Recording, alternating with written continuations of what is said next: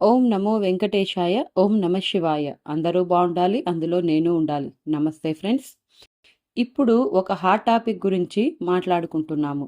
Dwaraka under water archaeology. 2024లో నిజంగానే ఈ ప్రాజెక్టుపై పరిశోధనలు జరుగుతున్నాయా? డీటెయిల్స్లోకి వెళ్లే ముందు ఛానల్ను మొదటగా చూస్తున్న వారైతే ఛానల్ను సబ్స్క్రైబ్ చేయండి, వీడియోని లైక్ చేయండి, నచ్చితే షేర్ చేయండి. ఇది ఎవరు ఇన్వెస్టిగేట్ చేస్తున్నారనేది తెలుసుకోవాలంటే మొదటగా ఎస్ఆర్ రావ్ సార్ గురించి చెప్పుకోవాలి. ఆయన భారత ఆర్కియాలజీ సర్వే ఏఎస్ఐలో ప్రసిద్ధ పురావస్తు శాస్త్రవేత్త. ఆయన తర్వాత నేషనల్ ఓషనోగ్రఫీ డిపార్ట్మెంట్ ఎన్ఓడిలో ద్వారకపై అండర్ వాటర్ ఆర్కియాలజీ మీద పరిశోధన ప్రారంభించారు. దీనికి అనుసంధానంగా ఓషనోగ్రఫీలో ఒక ప్రత్యేక విభాగం మేరీటైమ్ ఆర్కియాలజీ ఏర్పాట్లు చేసి పరిశోధనలు చేశారు. ఈ ప్రక్రియలో వారు ద్వారకా పట్టణం గురించి పురాణాలలో చెప్పిన అనేక విషయాలను పరిశీలించడానికి పలు అండర్ వాటర్ డ్రైవింగ్ మరియు ఇతర సాంకేతిక పద్ధతులు ఉపయోగించి కొన్ని పురాతన శిథిలాలను కనుగొన్నారు. ద్వారక పట్టణం అంటే శ్రీకృష్ణుడు ద్వారక గురించి మన పురాణాలలో వినిపించే పట్టణం. ఇందులోని కొన్ని భాగాలను గుర్తించారు. ఆ ప్రాంతం నుండే వారు కొన్ని యాంకర్లు కూడా కనుగొన్నారు.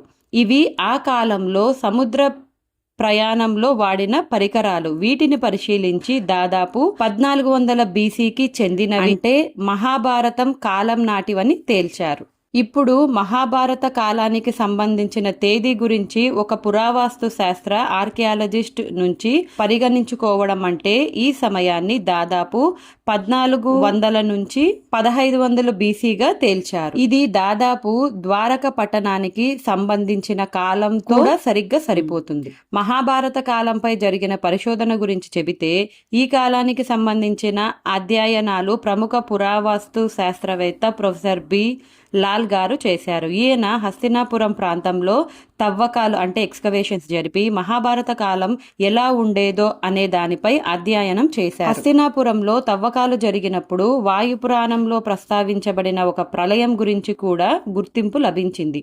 వాయుపురాణంలో ఈ ప్రళయాన్ని వివరించగా ప్రొఫెసర్ బిబి లాల్ గారు అక్కడ తవ్వకాల ద్వారా ఈ వివరాలు ధృవీకరించారు. ఈ ప్రళయం తర్వాత మహాభారత యుద్ధం జరిగింది. అందులో పాండవులు విజయాన్ని సాధించగా కౌరవులు పరాజయం పొందారు. యుద్ధం తర్వాత ప్రశ్న తలెత్తింది, రాజ్యం ఎవరు పాలించాలి? అప్పుడు పాండవులు, ప్రత్యేకించి యుధిష్ఠిరుడు రాజ్యానికి ఆసక్తి చూపలేదు. వీరు కేవలం ప్రశాంతత కోరుకున్నారు. అయితే అందరూ అన్నారు, క్షత్రియులుగా ఈ దేశాన్ని పాలించడం మీ బాధ్యత. మీ కర్తవ్యం అనేది కేవలం రాజ్యాన్ని సాంకేతికంగా కాకుండా ధర్మం నడిపించడం. చివరికి ధర్మం కోసం యుధిష్ఠిరుడు, పాండవులు కలిసి రాజ్యాన్ని పాలించేందుకు అంగీకరించారు. ఇది దేశానికి శాంతి మరియు సుస్థిరతను తీసుకొచ్చింది. పురాణాల ప్రకారం అభిమన్యుని కుమారుడు అంటే పరీక్షిత్ హస్తినాపురాన్ని పరిపాలిస్తున్నాడు. అక్కడ ఒక పెద్ద ప్రళయం జరిగింది. ఆ ప్రళయంలో హస్తినాపురం పూర్తిగా నాశనమైపోయింది. ఆ సమయంలో అక్కడి ప్రజలు ఒక పెద్ద ఉపద్రవం కారణంగా హస్తినాపురం విడిచిపెట్టి ఇతర ప్రాంతాలకు, ముఖ్యంగా ఇప్పటి అలహాబాద్ ప్రాంతానికి వలస వెళ్లారు. ఈ ప్రస్తావన వాయుపురాణంలో కూడా కనిపిస్తుంది. ఈ విషయం ఆధారంగా హస్తినాపురంలో తవ్వకాలు జరిగాయి. తవ్వకాలలో ఆ కాలానికి చెందిన పింగాణి పాత్రలు, పురాతన తవ్వకాలలో కనిపించిన పింగాణిని PGW అంటే పెయింటెడ్ గ్రేవేర్ అని పిలుస్తారు. ఈ పింగాణికి గ్రే రంగు ఉండటం, దానిపై కొన్ని సున్నితమైన చిత్రాలు ఉండటం వలన దీనికి ఈ పేరు వచ్చింది. హస్తినాపురం, కురుక్షేత్రం వంటి మహాభారతంలో అనుబంధితమైన ప్రదేశాల తవ్వకాలలో ఈ పింగాణి సంబంధించిన అవశేషాలు కనిపించాయి. ఇవే కాకుండా ఇంద్రప్రస్థానం, బాగపత్, సోనిపత్ వంటి మహాభారత కాలానికి సంబంధించిన ప్రాంతాల తవ్వకాలలో కూడా ఈ పింగాణి కనుగొనబడింది. సాధారణంగా ఈ పింగాణి తవ్వకాలలో చాలా పాత, అంతేకాకుండా అతి దిగువ స్థాయిలో కనిపించింది. ఈ కారణంగా దీనికి మహాభారత కాలంలోని పింగాణిగా భావించారు. ఈ ఆధారంగా ప్రొఫెసర్ బిబి లాల్ గారు 1400 నుండి 1500 బీసీ సమయంలో ఆ ప్రాంతంలో మహాభారత కాలం సమయానికి చెందినదని ప్రతిపాదించారు. ఈ తవ్వకాలలో మరియు పింగాణి ఆధారంగా మహాభారత కాలపు సామాజిక సాంస్కృతిక పరిస్థితులపై కూడా పరిశోధనలు చేయడం జరిగింది. పురావస్తు పరిశోధనల ఆధారంగా శాస్త్రీయంగా మాట్లాడితే మహాభారత యుద్ధం దాదాపు 1400 బీసీ ప్రాంతంలో జరిగినట్లు పురావస్తు శాస్త్రవేత్తలు భావిస్తున్నారు. ఇది మహాభారత కాలం అని వారు నిర్ధారించుకోవడానికి కొన్ని ఆధారాలు కనుగొన్నారు. కురుక్షేత్రం, హస్తినాపురం వంటి ప్రాంతాలలో తవ్వకాలు జరిపారు. కురుక్షేత్రంలో జరిగిన తవ్వకాలలో కూడా ఇదే పద్ధతిలో సాంస్కృతిక అవశేషాలు కనిపించాయి. Cultural sequences. కురుక్షేత్రంలో కొన్ని ఆయుధాలు కూడా లభించాయి. అయితే హస్తినాపురంలో పోలిస్తే కురుక్షేత్రంలో తక్కువ ఆయుధాలు మాత్రమే కనిపించాయి. ఇవే కాకుండా మధురాలో కూడా తవ్వకాలు నిర్వహించారు. మధుర శ్రీకృష్ణుడి జన్మస్థలంగా పరిగణించబడింది. ఈ ప్రదేశాలలో తవ్వకాలలో కూడా హస్తినాపురం క్షేత్రం లాగా అదే విధమైన సాంస్కృతిక అవశేషాలు కనుగొన్నారు. ఈ తవ్వకాలలో కనుగొన్న ఆధారాలను కంటే కల్చరల్ సీక్వెన్స్ ఆధారంగా మహాభారత కాలం 1400 నుంచి 1500 బీసీ ప్రాంతానికి చెందినదిగా భావిస్తున్నారు. కల్చరల్ సీక్వెన్స్ అంటే అప్పుడు వాడిన పాత్రలు, ఆ కాలానికి సంబంధించి నిర్మాణ శైలులు వంటి అంశాలు అవి. 1400 నుంచి 1500 బీసీ సమయంలో కనిపించే ఆర్కలాజికల్ చాలా విస్తృతంగా ఉండేది కాదు. అప్పుడు ఎక్కువగా వెటల్ అండ్ డాబ్ అనే నిర్మాణ పద్ధతి అనుసరించేవారు. ఈ పద్ధతిలో బాంబులు లేదా చెక్కలను ఉంచి వాటి చుట్టూ మట్టి పొరను పూసి ఇళ్లను నిర్మించేవారు. ఈ నిర్మాణం పెద్ద పట్టణాల రూపంలో ఉండేది కాదు. మహాభారతంలో చెప్పినంత పెద్ద పట్టణం రకమైన నిర్మాణ శైలి అప్పుడు కనుగొనడం చాలా అరుదుగా జరిగింది. చరిత్ర కూడా ఎంతో మిస్టీరియస్ మరియు రహస్యాలతో నిండి ఉంది. చరిత్ర గురించి మరింత లోతుగా తెలుసుకోవాలంటే వివిధ వ్యక్తులతో ఈ రహస్యాలపై చర్చించడం వలన తక్కువ సమాచారం తెలుస్తోంది. ఉదాహరణకు మహాభారత కాలం గురించి కూడా వివిధ అభిప్రాయాలు ఉన్నాయి. కొన్నిసార్లు పండితులు ఇతర చరిత్ర పరిశోధనకు దీన్ని 3000 బీసీ నాటికి చెందినదిగా పేర్కొంటారు. ఆర్కియాలజిస్టులు వారి పింగాణి పెయింటెడ్ గ్రే వేర్ గురించి వివరణాత్మకంగా చెబుతారు. వీరు వాయు పురాణం వంటి పురాణాలలో ప్రస్తావనలను ఆధారంగా తీసుకుని మహాభారత కాలానికి చెందిన తవ్వకాలు మరియు అవశేషాలను పరిశీలిస్తారు. ప్రొఫెసర్ బిబి లాల్ గారు వాయు పురాణంలో ఒక ప్రస్తావన గురించి అధ్యయనం చేశారు. ఆ ప్రస్తావన ఇలా చెప్పబడింది: తస్మిత్ నగరే నాకస్తాని, అంటే ఆ నగరం హస్తినాపురం ప్రళయం ద్వారా నాశనమైపోయినప్పుడు అక్కడి ప్రజలు కౌశేయం అనే ప్రాంతానికి వెళ్లిపోయారు. ఈ కౌశేయం ప్రస్తుత కాలంలో అలహాబాద్ అని భావిస్తున్నారు. ఈ నగరం వలస వెళ్లిన తరువాత వారు అక్కడ స్థిరపడ్డారు. ఇది ఒక తరానికి చెందిన కదలిక అని వాయు పురాణంలో పేర్కొంది. చరిత్ర అంతర్జాతీయ ఆధారాలపై ఆధారపడినట్లే మౌఖిక చర్చలు, పురాణాల నుంచి తీసుకున్న వివరాలు కూడా రహస్యంగా ఉండే పూర్వకాల జీవితాలపై మరింత తెలియజేస్తాయి. పరీక్షిత్ హస్తినాపురాన్ని పరిపాలిస్తున్నప్పుడు ఒక పెద్ద ప్రళయం సంభవించి ఆ ప్రళయంలో హస్తినాపురం పూర్తిగా నాశనం కావడంతో పరీక్షిత్ తన ప్రజలతో కలిసి హస్తినాపురాన్ని విడిచి కౌశాంబి అనే ప్రాంతానికి వెళ్లాడు. ప్రొఫెసర్ బిబి లాల్ ఈ సమాచారాన్ని వాయు పురాణం ఆధారంగా పరిశీలించారు. ఆయన తవ్వకాల ద్వారా కౌశాంబి ప్రాంతంలో అదే తరహా పింగాణి లభించడం పురాణాలలోని ఈ ప్రస్తావనకు శాస్త్రీయ నిర్ధారణను అందించారు.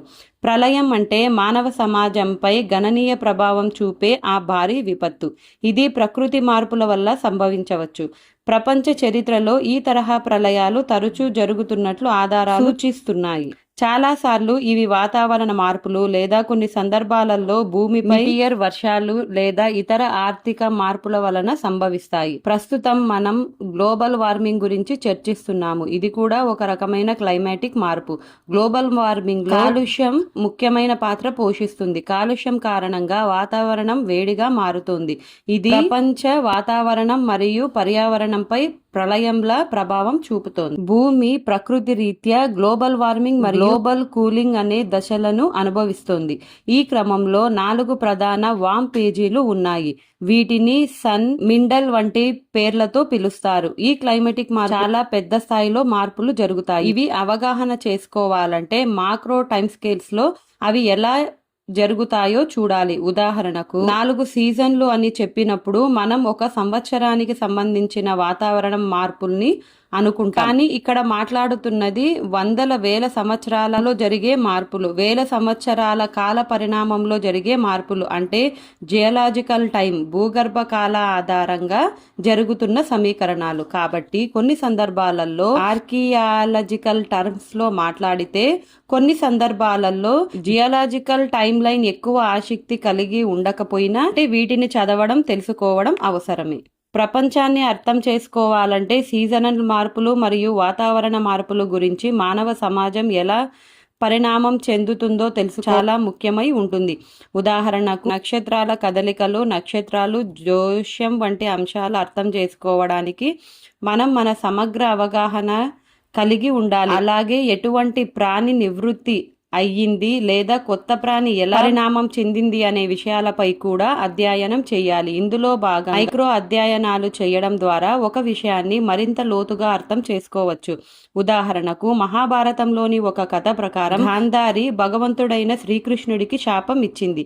ఈమె శాపం ప్రకారం మీ పూర్వవంశం అంతా నాశనం అవుతుంది మరియు ద్వారకా పట్టణం నీటిలో మునిగిపోతుంది అని గాంధార చెప్పారు. ఈ శాపం మహాభారతంలో వర్ణించబడిన కథ ఒక సందర్భానికి సంబంధించినది, కానీ వాస్తవంలో ఇది ప్రకృతి మార్పులు, మానవ పరిణామం మరియు వాతావరణ మార్పుల గురించి సమగ్ర అవగాహనను కలిగించడానికి ఒక సంకేతం కావచ్చు. విజ్ఞానపూర్వకంగా చెప్పాలంటే గ్లోబల్ వార్మింగ్ వల్ల గడ్డలలో పగుళ్లు, నీటి స్థాయి పెరుగుదల వంటివి జరుగుతున్నాయి.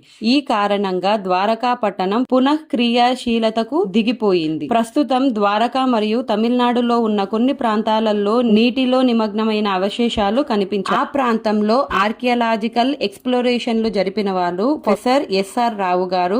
వారు అంగీకరించిన పురావస్తు కనుగొనడంలో భాగం. టెక్నాలజీ అంటే పక్క రాష్ట్రాలదే అన్నట్టు లేదా పక్క దేశాలదే అన్నట్టు ఫీల్ అయ్యే మనకు ఒక మంచి ఎగ్జాంపుల్గా ఈ పురావస్తు శాఖ వాళ్ళు చేసిన కొన్ని పరిశోధనల్లో ఇప్పటి మన ఐడి కార్డ్స్ ఎలాగైతే ఉన్నాయో అప్పటి కాలంలో వాళ్ళు వాడిన ఐడి కార్డ్స్ అంటే రాయిపై ఐడి కార్డ్ లాంటిది దొరికింది. ద్వారకా పట్టణం ప్రత్యేకంగా చాలా పురాతనమైన ఆధారాలను అందిస్తోంది. ఇవి వ్యక్తిగత గుర్తింపు లేదా వాణిజ్య సంబంధాలకు సంబంధించినవి. ఆర్కియాలజికల్ పరిశోధనల్లో ద్వారకలోని కొన్ని రాళ్లపై వ్యక్తిగత గుర్తింపు చిహ్నాలు లేదా ఇవి వాణిజ్య సంబంధాల సంకేతాలు లేదా వ్యక్తుల సంకేతాలు, వారి ప్రత్యేకతను సూచించే ముద్రలుగా ఉంటాయి. ఈ రాళ్లను విశ్లేషించడం ద్వారా సమాజపు, సామాజికపు, వాణిజ్య, సాంస్కృతిక పరిస్థితులను అర్థం చేసుకోవచ్చు. ఇది ద్వారకా పట్టణం యొక్క పురాతన వాణిజ్య వ్యవస్థను, సమాజంలోని వ్యక్తుల మధ్య సంబంధాలను, అలాగే సమకాలీన ప్రపంచానికి సంబంధించిన అనేక ఇతర ముఖ్యమైన విషయాలను వెల్లడించే సాధనంగా మారింది. ఈ వీడియో గనక మీకు నచ్చినట్టయితే వీడియోని లైక్ చేయండి. మీకు చాలా ఇన్ఫర్మేషన్ ఇచ్చాను కాబట్టి మీకు ఏ పాయింట్లు నచ్చాయో కామెంట్ సెక్షన్లో తెలపండి. మరొక ముఖ్యమైన వీడియోతో మళ్ళీ కలుసుకుందాం.